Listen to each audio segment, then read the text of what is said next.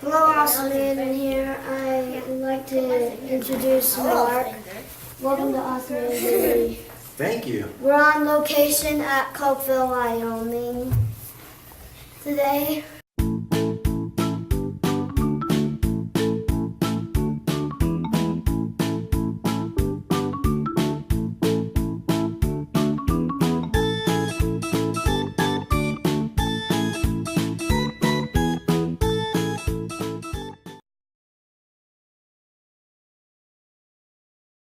Mark, show us what you got for us. All right, well, we have a couple things for you today, Aiden. We're going to start off with a small but simple reaction. Can you hold these two shot put balls? Now, what I want you to do, actually, hold them like this, and then just kind of bang them together like that and see if anything happens, okay? Can you do it like a slider one even? Yeah, like that. Oh, it's tough. Anything happening?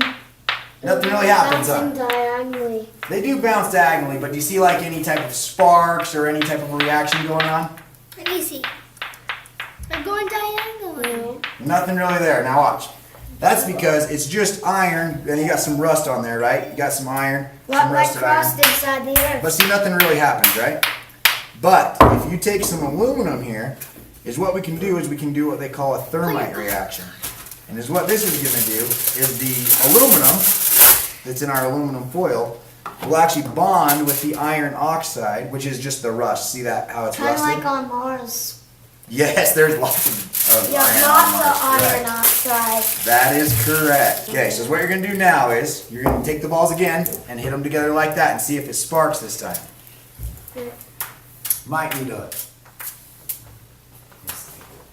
I'll grab the light for you, Eddie. Maybe we can get a spark out of it. I didn't see a spark. See any type of a spark or anything? Might have to do it a little harder. Let me try here, see if I can get it to work. So you should see, is it should Whoa! start going like that. That's a spark. Yeah, that's a spark. That's But still, that's cool, huh? so cool. It's a little thermite reaction. No, that's how they, when they're like welding, they use thermite reactions to weld like railroad ties or railroad tracks together, those long steel beams. Yeah. They actually use a thermite reaction because it gets extremely, extremely hot. Like hot as the sun, right? Or as little as that, right? Not quite as hot as the sun, but still really hot. What? What's this, Aiden? You remember what this one's called? A beaker. Yep, that we'll call it a beaker. Or a flask. Yes, it's a special type of flask. But yes, that one's a flask. So right here we have some zinc metal. Could you pour that zinc metal in there for me? But the reason we put it in a flask and not a beaker is because we're going to use a balloon to capture a gas. Is what happens, we have our zinc, right? That's the symbol for zinc. And it's going to combine, we're going to put hydrochloric acid in there. So is what's going to happen when we put it in there is this zinc is going to trade places with the hydrogen. So when that switches, we're going to have hydrogen by itself and zinc's going to be with chloride. Now, hydrogen, when it's by itself, is it a solid, liquid, or a gas? Oh, gas. It's a gas, right? So when we pour in our hydrochloric acid, the hydrogen is going to come out of the top. So the only way to catch it is with a balloon. Well, the way we're going to catch it.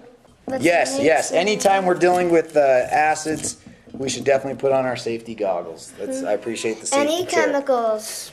Yes, any chemicals. Now, what should we do? What should I do with this, Aiden?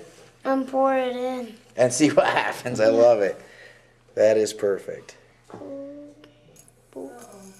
It's pouring in. Hydrogen gas is pouring in. Yeah, we got it. Now, this is also what they call an exothermic reaction. So, if you fill this, it's actually going to start getting hot. If you want to touch that real quick with your hand a little bit. You can put it longer, it won't burn you. But see how it's warm? Yeah, it's warm. And that's because it's giving off heat It's as this carbon reaction goes. Giving off heat from my carbon dioxide gas is how we blow up the balloon. Yep. My experiment. Oh, I yeah. did that. I did that. Yes, you did something very similar, and you caught the carbon dioxide, right? I got the carbon dioxide. Now, here's my question. I'm telling you that this is hydrogen gas in here. Do you believe me that it's hydrogen gas? Yes. How do you know? Test it for those of the viewers out there that don't believe this is hydrogen. Now, hydrogen has a couple properties. Now, hydrogen should be lighter than air, correct? Yes. So when I let go of this Lighter- balloon, what lighter should than happen? Should it float? Yes. Doesn't float. That's bad news. Is what the reason it did that is because I didn't fill it up enough. I already got more. but had I built more, then it would have floated up to the ceiling. But the other way we can test it is hydrogen is also flammable, right? Yep. So we can blow this little, or put a little fire by the balloon, and the fire should melt through the balloon and ignite the gas, and it'll light on fire. We'll see. We'll try it out. And I'm going to let you light it on fire, Aiden, with a long stick, so that you're far away. But it works good. Like the fireproof balloon that I did. Yes. Instead, I put diamond, like with a blue balloon. I put carbon dioxide. When I did it, it was like carbon dioxide under the bottom. But instead, we did it with a candle. Okay, Aiden, is what I want you to do. Yeah, you can stand right back here. Yep. And is what's going to happen is I'm going to light this piece of paper on fire that's on the end of this yardstick, okay? All right. And that is what I want you to do is just move the fire so it goes over and touches the balloon. All right.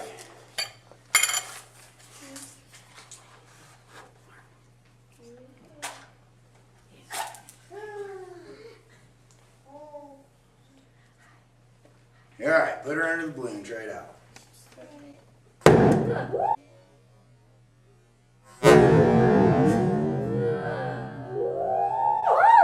It popped. It really did pop. Good job. Get on.